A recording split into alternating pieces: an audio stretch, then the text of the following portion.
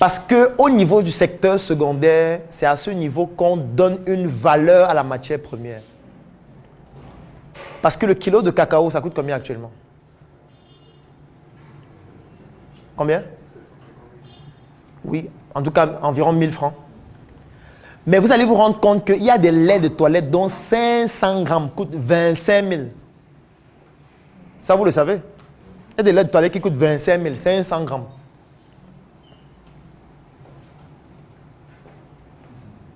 Vous voyez la marge que ces gens se font en transformant la matière première. Et c'est ça donc qu'on appelle la plus-value. Il y a la chaise là. Hein? Ou alors peut-être vous pouvez mettre ça peut-être derrière pour que si vous voulez voir le tableau. Donc il y a ce qu'on appelle la plus-value. La plus-value, c'est le fait d'associer ou d'ajouter une valeur à une matière première. Je prends un exemple. Je peux prendre les fèves de cacao, je les sèche, je les écrase. La valeur va changer. C'est-à-dire le prix de la fève fraîche et de la fève séchée et écrasée, ce n'est pas le même prix. Je peux prendre les arachides, je sèche, j'écrase, je mets en poudre dans des sachets. Ce ne sera pas le même prix que les arachides bruts. Je peux prendre le maïs, je sèche, j'écrase, j'obtiens la poudre de maïs. Ce ne sera pas le même prix que le maïs frais. Est-ce qu'on voit la différence? Du moment où on passe d'une matière première brute à une matière première qui est transformée, on ajoute de la valeur. C'est ça qu'on appelle en économie la plus-value. Ça fait donc en sorte que le produit qu'on obtient a une valeur plus élevée, plus importante que le produit initial. Je vais même encore prendre un exemple plus simple. Vous avez votre plantation de maïs, vous partez récolter votre maïs qui est frais. Vous épluchez le maïs. Vous prenez un four, vous braisez ou vous faites cuire votre maïs et ensuite vous le vendez. Entre le maïs qui est sorti de la plantation et le maïs qui est cuit, qu'est-ce qui coûte plus cher? Le maïs qui est cuit. Parce qu'il est transformé et on lui a apporté une nouvelle valeur qu'on appelle en économie la plus-value. C'est ça l'industrie. Il n'y a pas quelque chose de plus complexe.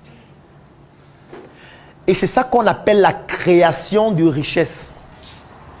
Parce que créer de la richesse, c'est d'ajouter donc de la valeur à un produit manufacturé, du moins à un produit primaire, une matière première, pour transformer cela en un autre produit qui a une valeur plus importante. La valeur plus importante qu'on appelle la plus-value là, c'est ça qu'on appelle le mécanisme de création de richesse. Parce qu'on ne peut pas créer de la richesse si on ne transforme pas. Et c'est de ça que mon vaillant enseignant disait dans les médias, mais c'est devenu comme la comédie. Le professeur Baïbek. Le professeur Baïbek, c'était mon enseignant de chirurgie orthopédique. Et j'ai fait un stage avec lui aussi à l'hôpital central de Yaoundé. Je me rappelle un jour en fac, il nous disait quelque chose qui paraissait amusant, mais c'était pertinent. Il disait que si je suis ministre de la Santé, dès que vous finissez la faculté de médecine, on vous donne votre diplôme médecin. La suite, c'est qu'on vous affecte dans votre village. Comme ça, si vous êtes un incompétent, vous allez commencer par tuer les ressortissants de votre village d'abord. Première étape. Quand les ressortissants de votre village vont se rendre compte que chaque fois que vous consultez quelqu'un, la personne meurt. Vous consultez quelqu'un, la personne meurt. C'est eux-mêmes qui vont vous dire que Tara, c'est mieux que la médecine, là, tu le laisses d'abord. On ne veut plus, laisse comme ça. Tu as trop tué. Il dit que non, on ne peut pas prendre les incompétents. On les envoie dans les villages des autres, aller les tuer. Une fois comme ça, il a aussi fait en sorte qu'un étudiant reprenne totalement une année de 7e année de médecine, alors que ça se produit presque jamais. Pendant la soutenance, il était dans le jury.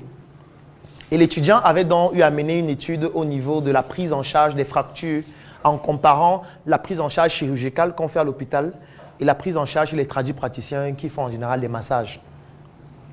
Et dans sa présentation, donc, il avait utilisé une photo du professeur Baïbek. Il finit de présenter de manière très brillante. Les membres du jury posent des questions, ils répondent de manière brillante. On arrive donc au professeur Baïbek qui dit « Mettez la diapositive 16 ». Il met la diapositive 16. Il dit que cette image, vous l'avez prise où? Il dit que non, quand j'étais en train de faire ma thèse, j'ai filmé ça. Il dit que vous êtes un menteur. Ça, c'est mon image.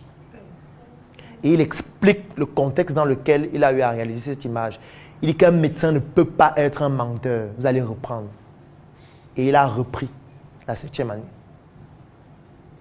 C'est pour que vous puissiez voir jusqu'à quel point il est rigoureux. Et il est excellent médecin, chirurgien. Et pendant l'émission, il disait que le popcorn, c'est quoi? Ce n'est pas le maïs qui a éclaté. Et les gens rient. Les gens rient alors qu'il est en train de parler de l'industrie. Il est en train de parler de l'industrie. Il est en train de parler du mécanisme de création de richesse par la capacité à apporter de la plus-value à une matière première. C'est ça qu'il est en train d'expliquer en des termes simples pour que même des idiots puissent comprendre. Mais les gens sont en train de rire. Hamburger vend quoi? Ce n'est pas le pain avec la viande. Et le ketchup. Ketchup, c'est quoi? Ce n'est pas la tomate qu'on a écrasée. La tomate, c'est une matière première. Lorsqu'on l'écrase, elle devient un produit transformé. C'est-à-dire qu'on ajoute cette plus-value-là qui fait donc en sorte qu'on est en train de créer de la richesse. C'est pour ça qu'on peut vendre un ketchup à 4 000 francs, 5 000 francs, 10 000 francs. Alors que la tomate fraîche, parfois on vend le cajou à combien? Pendant la Covid, on offrait le cajou gratuitement. On dit que non, tu vas payer après. C'est ça qu'il explique de manière simple, mais les gens rient. C'est pour ça que je dis qu'il faut une unité de réanimation intellectuelle dans notre pays. Ce n'est plus le coma. L'école seule ne peut plus suffire pour résoudre le problème de ce pays. Parce que l'école est en train de chuchoter aux oreilles des gens qui sont dans le coma stade 4. Et ça ne peut pas fonctionner. Dans l'industrie, c'est ça. Il y a le processus de transformation qui permet de passer de la matière première élémentaire pour obtenir un produit manufacturé ou alors un produit, une matière première transformée ou secondaire. C'est à ce niveau que se retrouvent dans les industries. Quand vous suivez que quelqu'un a une industrie, ça signifie qu'on est en train d'effectuer ce processus de transformation. Et c'est l'industrie qui crée la richesse dans un pays. Parce que c'est l'industrie qui permet d'apporter de la plus-value. Et c'est sur cette plus-value-là qu'on capitalise et qu'on gagne plus d'argent. Parce que vous connaissez quel producteur artisanal de matières premières qui est riche? Vous connaissez combien? Prenons peut-être l'agriculture. Vous connaissez quel producteur artisanal de cacao qui est riche? Combien? En fait, ce n'est pas possible de devenir riche si c'est fait de façon artisanale. Sauf que la plupart d'entre nous qui faisons dans les plantations, c'est fait de façon artisanale. Et un moyen pour savoir si quelqu'un fait de manière artisanale, demandez-lui juste, quand quelqu'un vous dit qu'il fait de l'agriculture, vous lui demandez c'est sur quelle superficie. Rien que cette question permet de savoir si c'est artisanal. Il dit non, j'ai 2 hectares de maïs. Là. Quand quelqu'un me dit j'ai 2 hectares de maïs, je sais déjà ce qu'il est en train de faire et je sais comment ça va finir. J'ai 1 hectare de piment là, je me bats un peu. Je sais comment ça va finir. Il parle du fruit, bien sûr. Je sais comment ça va finir.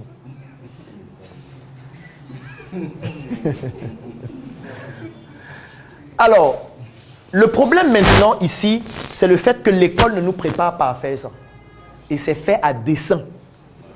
Parce qu'il n'y a aucune école qui nous prépare à faire ça. On va prendre des exemples.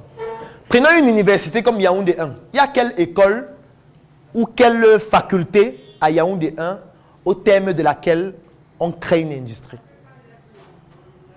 Où on est capable de créer une industrie? Quelle filière? Ou quelle faculté? Il y a des étudiants en physique qui sont passés tout à l'heure. Quand tu finis la physique, tu deviens docteur en physique. Est-ce que tu peux créer une industrie? Si oui, industrie de quoi? La réponse c'est non, tu ne peux pas. Tu peux peut-être avoir des notions théoriques, ça je suis d'accord, mais tu ne peux pas créer une industrie. Parce que la formation que tu es en train de faire ne te prépare pas à créer l'industrie. Au contraire, la formation est en train de te permettre d'être un excellent ouvrier. Un ouvrier. Et pourquoi est-ce que je dis que la formation te prépare à être un excellent ouvrier? Parce que je l'ai dit tout à l'heure, n'oubliez, c'est pour ça que je dis qu'il faut bien retenir ce que je dis parce que c'est chronologique. La complexité est croissante. Quand je parlais du secteur primaire, je vous ai dit qu'il y a le secteur primaire artisanal, le secteur primaire industriel. Et j'ai dit que la différence entre les deux, c'est la division du travail. Diviser le travail, ça veut dire qu'on a une tâche qui est complexe, qui nécessite plusieurs compétences. Et on divise ça en des compétences beaucoup plus simples à réaliser. Et l'école, en fait, est en train de vous préparer à faire ces compétences simples à réaliser dans le système industriel. C'est pour ça que ça vous prépare à être des ouvriers. Parce que quand tu es docteur en physique, l'éventail des choses que tu peux faire est très faible. Hein. Tu vas faire quoi si tu es docteur en physique? À part enseignant. Qu'est-ce que tu peux faire d'autre réellement? Oui, tu peux faire la recherche. Oui, quoi d'autre? Les concours. Bon, le concours, c'est toujours pour être un ouvrier, non? Un enseignant. Ok, je comprends. À part la recherche et l'enseignement, qu'est-ce que tu peux faire?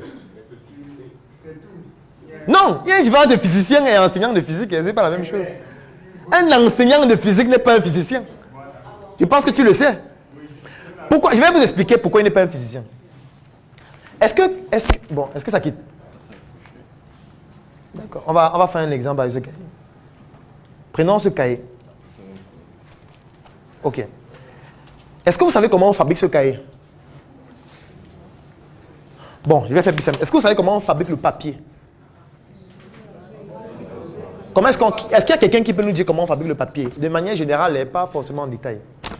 Le papier, comment on fait? Oui, et comment on fait après? Oui, en quoi?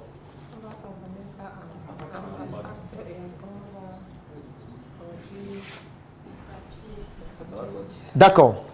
Est-ce que vous êtes capable? Est-ce que si on part au sud actuellement dans une forêt vierge, on scie le bois, on vous donne, est-ce que vous pouvez faire le papier? C'est ça la différence entre un enseignant et quelqu'un qui peut appliquer de manière opérationnelle sa connaissance, ce qu'on appelle la compétence. Ça veut dire que l'enseignant, c'est celui qui connaît les principes théoriques, qui peut les transmettre. Ça, c'est peut-être l'enseignant de physique qui va vous expliquer ce que c'est que l'électron, ce que c'est qu'un champ magnétique, etc. Mais le physicien, c'est celui qui va aller au laboratoire, il va créer un champ magnétique pour que le train passe. Ça, c'est différent. Et c'est ça dont est-ce que l'école que tu es en train de faire te prépare à créer un champ magnétique pour qu'un train passe? Est-ce qu'il y a des laboratoires à l'université de Yaoundé, en Guayaquil, où on crée des champs magnétiques? Est-ce qu'il y a des laboratoires? Il y a. Oui, si vous dites oui, expliquez-moi. Qu'est-ce qu'il y a dans le laboratoire? Les tables et les chaises. Ça veut dire qu'on te prépare déjà à être un enseignant. Il faut que tu vois les tables et les chaises régulièrement. On te dit qu'à la fin de toutes tes études, tu vas continuer de voir les tables et les chaises maintenant toute ta vie.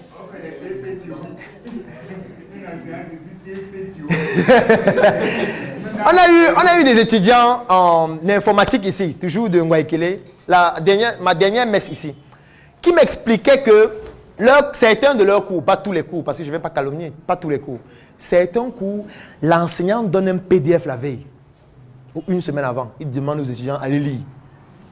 Et pendant le cours, l'enseignant explique le PDF. Et c'est fini. Et il dit que pour ceux qui veulent se battre, ils peuvent aller appliquer à la maison. Mais ce n'est pas prévu dans les modules. Donc si peut-être tu veux programmer, bon, tu vas aller te battre à la maison, sur ta machine. Si tu as la machine, pour programmer. Ça veut dire qu'on est en train de te préparer à être un enseignant. On est en train de te préparer à être un enseignant. Tu seras un enseignant d'informatique. Donc, en fait, l'école nous prépare à être des ouvriers.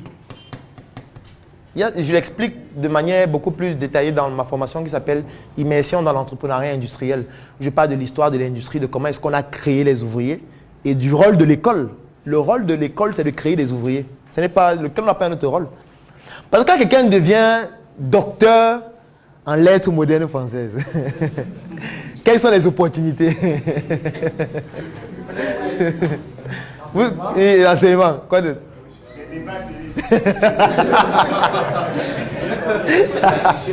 Hein? Non, pas la traduction, non, il ne peut pas traduire. Moi, j'ai essayé ça. Je croyais avant que si quelqu'un est docteur en lettres modernes françaises, il peut peut-être prendre mes manuscrits, bien les relire, bien faire l'édition pour que ce soit mes livres. Mais j'ai perdu énormément d'argent. Parce que j'ai réuni plusieurs, je lui ai donné mes livres. À la fin, Élisée dit, monsieur, le gars, il a lu ça. Il dit, est-ce que tu as lu? Il dit que non, j'ai bien lu. Non, j'ai tout lu. Il dit que non, monsieur. Parce que moi-même, je vois encore des problèmes dans ces livres. Non, il n'a pas grand-chose qu'il puisse faire à part l'enseignement et peut-être... Oui, parce qu'est-ce qu'il va faire?